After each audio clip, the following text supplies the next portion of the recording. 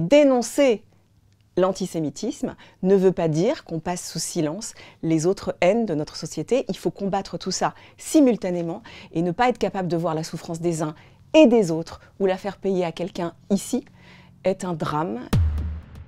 Ces derniers jours, je parle de mon livre depuis sa sortie.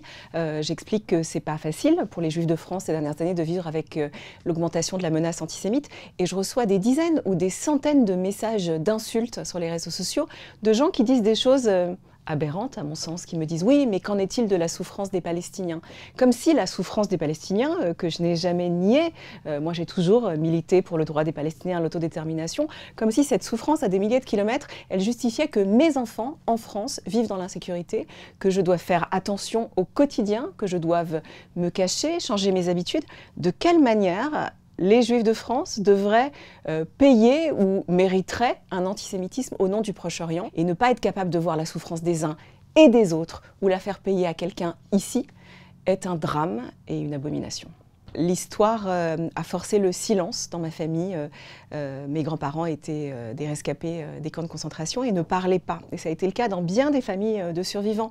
Une incapacité à placer des mots sur ce qui nous était arrivé. Et je me rends compte que le 7 octobre, quelque chose s'est réactivé dans mon histoire, comme une peur ancestrale que certains, j'en suis sûre, jugeront exagérée ou paranoïaque ou excessive. Mais elle vient raconter en réalité les traumatismes de notre famille et la façon dont l'histoire nous a rendu visite. L'antisémitisme a toujours existé, il existe et je crains qu'il ne continue à exister.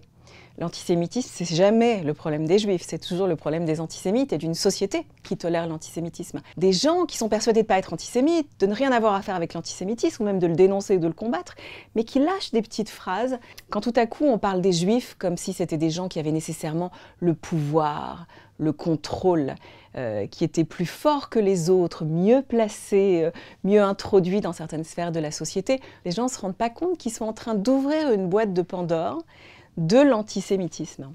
Bien entendu qu'il y a plein de discriminations dans notre société et qu'il faut toutes les dénoncer, et qu'il y a du racisme anti-musulman et du racisme tout court, et qu'il faut le combattre avec la même virulence, mais dénoncer l'antisémitisme ne veut pas dire qu'on passe sous silence les autres haines de notre société. Il faut combattre tout ça simultanément. Et moi, je désespère aujourd'hui de voir que des gens s'imaginent que dénoncer l'antisémitisme, ce serait mépriser d'autres souffrances ou vice-versa. J'ai beau avoir critiqué depuis des années la politique israélienne, comme critiqué de façon, et le mot est un euphémisme depuis des années, le terrorisme palestinien, les choix de violence ou d'ultranationalisme de part et d'autre, en fait, il devient très difficile de parler et de trouver les mots justes. Moi, je n'en peux plus.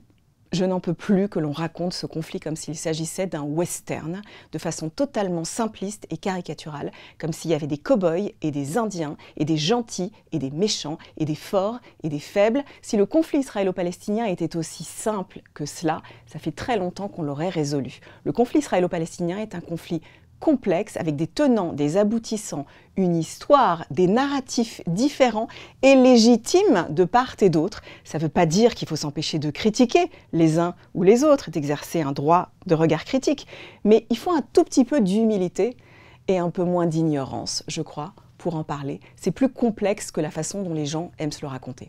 L'enjeu pour moi de l'avenir, c'est de renouer les fils de la conversation.